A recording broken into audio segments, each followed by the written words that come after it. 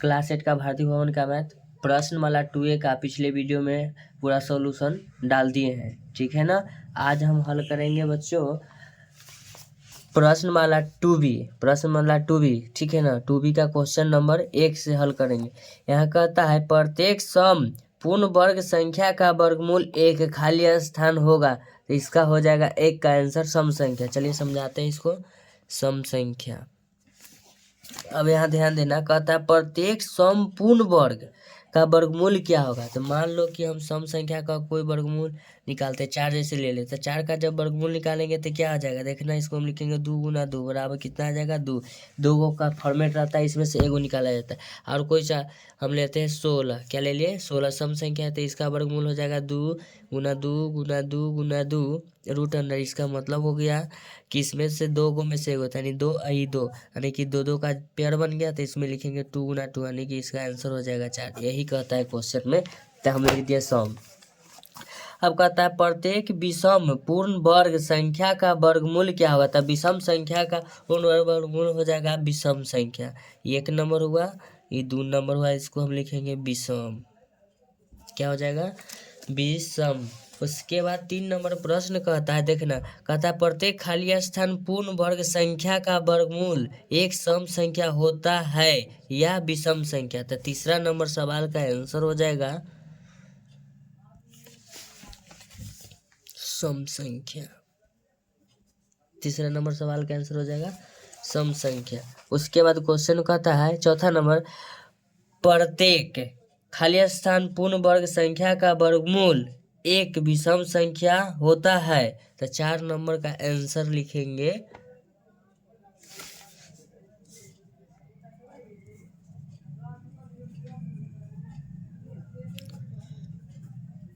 विषम पूर्ण संख्या। 5 नंबर का आंसर क्या होगा, चलिए देखते हैं। कहता है यदि किसी पूर्ण वर्ग संख्या के अंत में शून्यों की संख्या खाली स्थान हो तो उस संख्या का वर्गमूल पूरा क्या किया जा सकता है।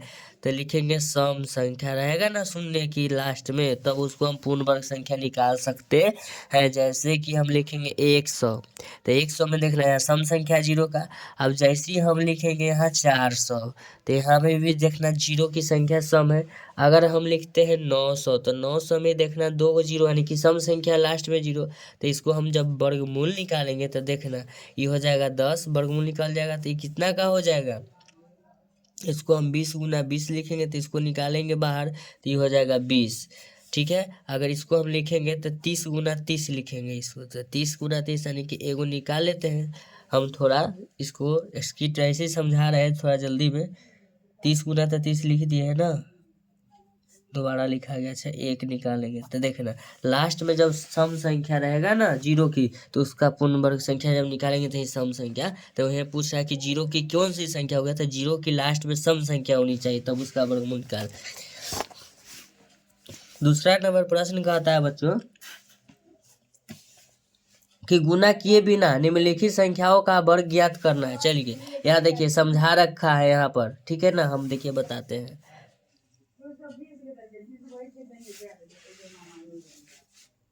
2 नंबर सवाल है, 39 हो गया एक में, इसका हमको कहता है वर्ग करना है बिना गुना किए, ठीक है ना। तो चलिए तो हम बिना गुना किए इसका वर्ग करेंगे, तो लिखेंगे 30 के स्क्वायर प्लस 9 के स्क्वायर प्लस, देखना हम यहाँ फॉर्मेट समझाते चलते हैं, ध्यान देना। जैसे कि यहाँ 26 का स्क्वायर लिखा है, तो 26 में क्या लिखा है 20 का स्क्वायर प्लस 6 का स्क्वायर, तो ऐसा ही हमें यहाँ 39 में 30 का स्क्वायर प्लस क्या कर दिए 9 का स्क्वायर। अब प्लस में देखना 20 क्या लिखा है, सॉरी प्लस में 2 लिखा है, तो प्लस में हम यहाँ क्या लिखेंगे, यहाँ कितना है 3। अब गुना लिखेंगे, तो गुना में देखना यहाँ क्या लिखा है, गुना में 20, यानी कि सब में 20 गुना होते जाएगा, तो 20 से गुना कर देंगे। उसके बाद गुना करने के बाद फिर से गुना करेंगे इकाई अंक से, तो इकाई अंक कितना है 9।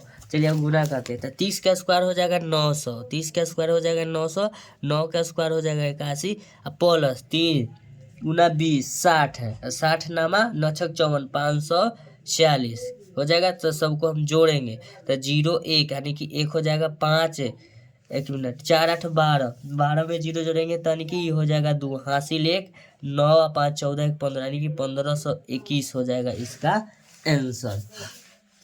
चलिए और अगला इसका क्वेश्चन क्या कहता है देखते हैं। 27 को पूछ रहा है, तो 27 के लिखने के लिए अब चलिए हम अगला प्रश्न की ओर चलते हैं।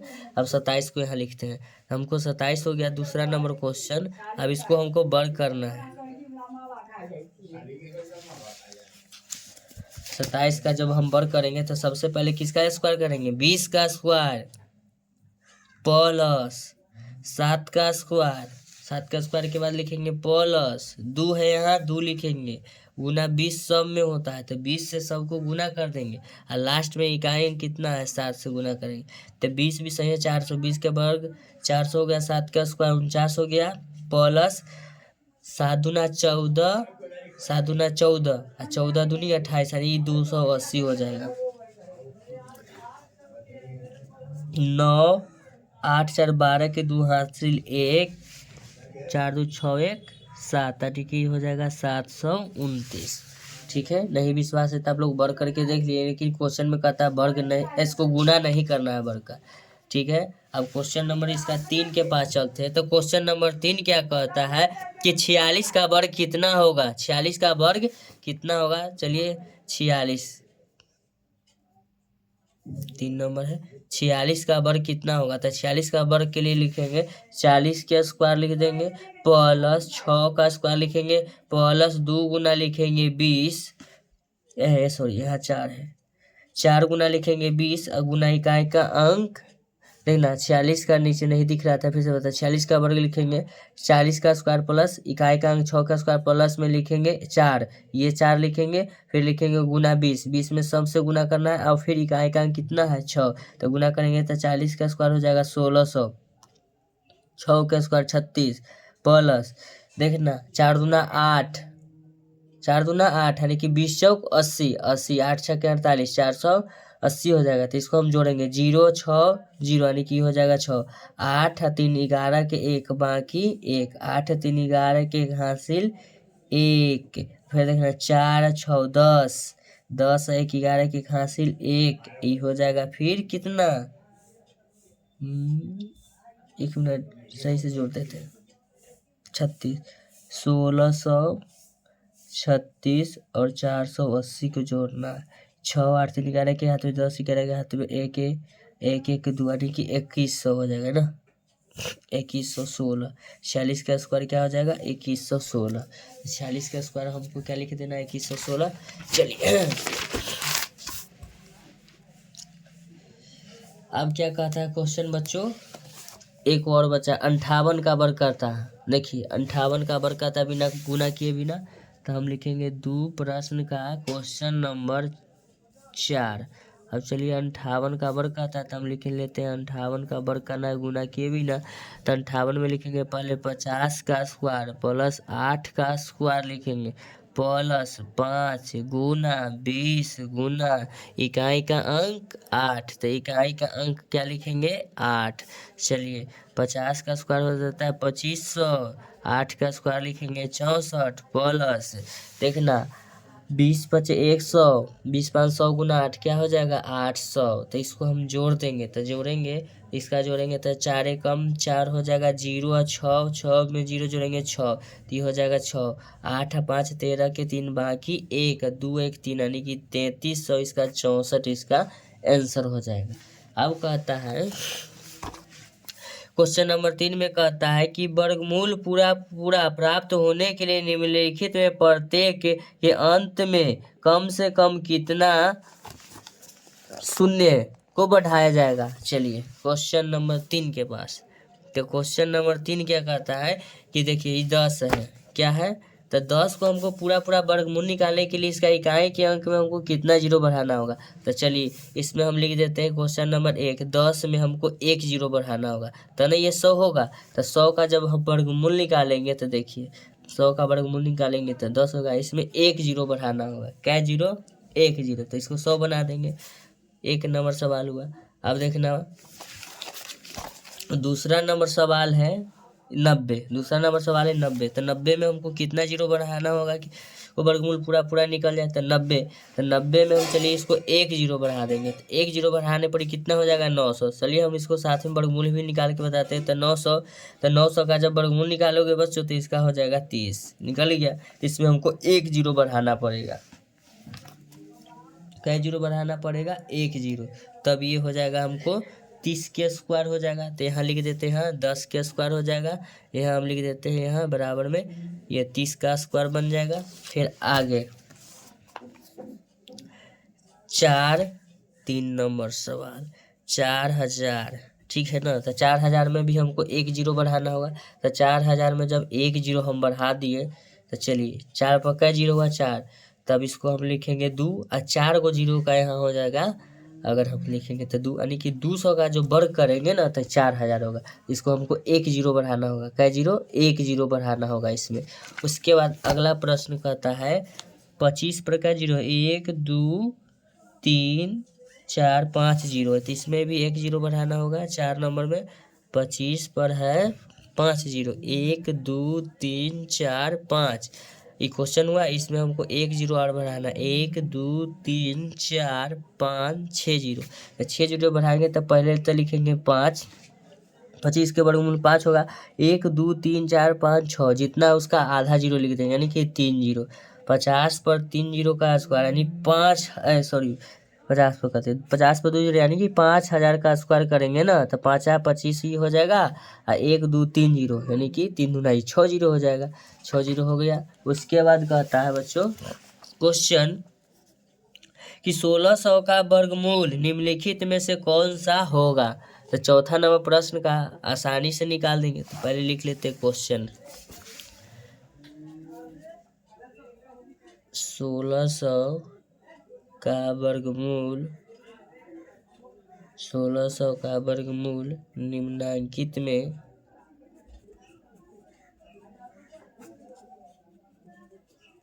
कौन सा होगा। 1 नंबर ऑप्शन में दिया है, दिखाकर लिखते हैं 160। दूसरा नंबर ऑप्शन में क्या दे रखा है 400। तीसरा नंबर ऑप्शन में दे रखा है 40। चौथा नंबर ऑप्शन में दे रखा है 4। 1600 का हम वर्गमूल निकाल लेते हैं। सबसे पहले देखिए 1600 का वर्गमूल निम्नांकित में से कौन सा होगा। तो 1600 का वर्गमूल निकालने के लिए देखिए ना मेरे पास ये ऑप्शन है। चलिए इसका हम वर्गमूल निकालते हैं। तो 1600 लिख देंगे। अगर हम डायरेक्ट अगर लिखेंगे, अगर गुणनखंड करेंगे तो लंबा हो जाएगा वीडियो, इसलिए हम इसको शॉर्ट में ही समझा देते हैं। तो 16 हम लिख देते हैं 16 गुना 100। क्या लिख दिए 16 गुना 100 यानी कि 1600 होगा। तो 16 को फिर हम लिख सकते हैं 4 गुना क्या लिखेंगे 4, और 100 को हम लिख सकते हैं 10 गुना 10। सबसे आसान तरीका। तो 2 को 4 में से 1 4 बाहर कर लेंगे और फिर 2 को 10 में से क्या 10 बाहर, 1 बाहर। यहाँ 2 छुपा हुआ रहता है इसीलिए यहाँ 2 को में से 1 लिया जाता है। ठीक है बच्चों। तो यहाँ देखना इसको लिखेंगे 10 चौके 40। इसका जो ऑप्शन नंबर होगा 3 इसका करेक्ट आंसर हो जाएगा। ठीक है देखिए 2 नंबर से हल कर दिए हैं। आप क्वेश्चन नंबर अगला की तरफ चलते हैं। क्वेश्चन नंबर 5 में कहता है कि तालिका देखकर वर्गमूल लिखे, यानी 81 169 225। चलिए 5 नंबर सवाल का 5 नंबर सवाल का कहता है कि तालिका देखकर इसका लिखना है वर्गमूल ना। तो 81 का वर्गमूल,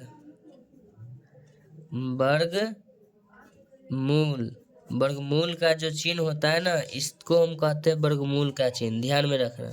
तो हम लिखेंगे √81। क्या लिखेंगे √81। तो 81 का जो वर्गमूल होगा ना इसको हम कह सकते हैं 9 के स्क्वायर हो जाएगा। इसको अगर किस फॉर्मेट में लिखना है तालिका को देखकर, तो तालिका देखिए यहाँ दिया हुआ ऐसे, तो इसका वर्गमूल निकालेंगे तो 9 हो जाएगा। ठीक है ना। लेकिन तालिका को देखकर कहता है तो चलिए हम तालिका दिखाते हैं आप लोगों को। तालिका देखिए 9 दिख रहा है। 9 का जो है ना संख्या का वर्ग कितना है 9 का स्क्वायर। तालिका देखिए 9 का जो है ना 9 स्क्वायर। तो तालिका के ही देख कर लिखना है। तो चलिए हमको काला वर्गमूल निकालना है। चलिए 981 है तो 81 को हम लिखेंगे 81 का वर्गमूल 9 का स्क्वायर हो जाता है।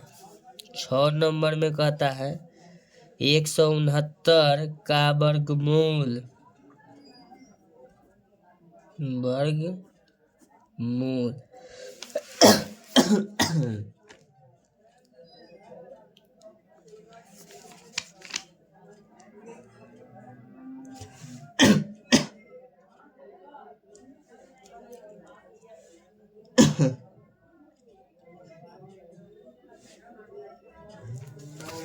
इसका भी निकालेंगे तो इसका जब वर्गमूल निकालेंगे ना तो इसको लिख देते √9 के स्क्वायर बराबर 9 हो जाएगा। अब इसको हम लिख देते √169। क्या लिखते हैं 169 लिखेंगे तो इसका जब वर्गमूल निकालेंगे तो ये हो जाएगा 13। अब फिर देखना आगे 7 नंबर क्या कहता है 7 नंबर में 7 नंबर क्वेश्चन कहता है 225 तो यहाँ लिख देंगे 225 का वर्गमूल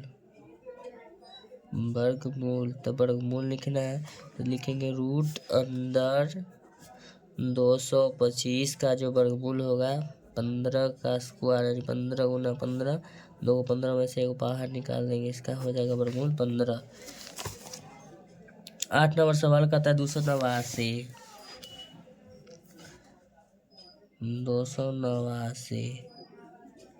का वर्गमूल तो लिखेंगे 289 को लिखेंगे बच्चों √289 बराबर लिखेंगे 17 गुना 17 का स्क्वायर 289 होता है एगो बाहर निकल जाएगा दो में से। अब 9 नंबर सवाल कहता है 625 डायरेक्ट लिखते हैं हमको निकालना ही है। 625 होता है 25 का स्क्वायर डायरेक्ट लिख देते हैं इसको 25 गुना 25 2 को 25 में से एगो बाहर गुणनखंड अभी नहीं कर रहे हैं थोड़ा लंबा हो जाएगा वीडियो शॉर्ट में ही लेकर के चल रहे हैं। अब है 10 नंबर में 576। चलिए हम 10 नंबर यहाँ क्वेश्चन लिख देते हैं 576 तो 576 का वर्गमूल निकालेंगे तो लिख देते हैं √576। चलिए इसको गुणनखंड करें या नहीं करें इसको हम लिख सकते हैं ना √24 गुना 24 का स्क्वायर 576 होता है तो इसको बाहर को निकालेंगे 24। चलिए अब क्वेश्चन नंबर 11 की तरफ चलते हैं। क्वेश्चन नंबर 11 क्या कहता है देखिए बिना तालिका की सहायता से वर्गमूल निकालना है बिना तालिका की सहायता से। चलिए 11 नंबर प्रश्न की ओर क्वेश्चन कहता है 11 नंबर में 21 गुना 21 बिना तालिका देखकर वर्गमूल निकालना है ना। चलिए तो वर्गमूल क्या चिन्ह हम बताएं तो वर्गमूल निकालने के लिए √21 गुना क्या लिखेंगे 21 तो 21 गुना 21 का मतलब हुआ यहाँ 2 यहाँ डबल हो गया इसको बराबर 21 गुना 21 का मतलब 2 का फॉर्मेट कर रहा है यानी यहाँ कुछ नहीं तो 2 छुपा है तो 2 के बदला में 1 निकालेंगे तो ये हो जाएगा 21। अगला क्वेश्चन कहता है 12 नंबर में 23 गुना 23। चलिए 12 नंबर सवाल यहाँ लिख लेते हैं 23 गुना 23 इसका जब हम वर्गमूल निकालेंगे तो 23 गुना 23 लिखेंगे बिना तालिका के देखकर लिखना है इसको तो इसको हम लिखेंगे 23 दो में से एगो निकलता है वर्गमूल। अब कहता है 49 गुना 49 13 नंबर में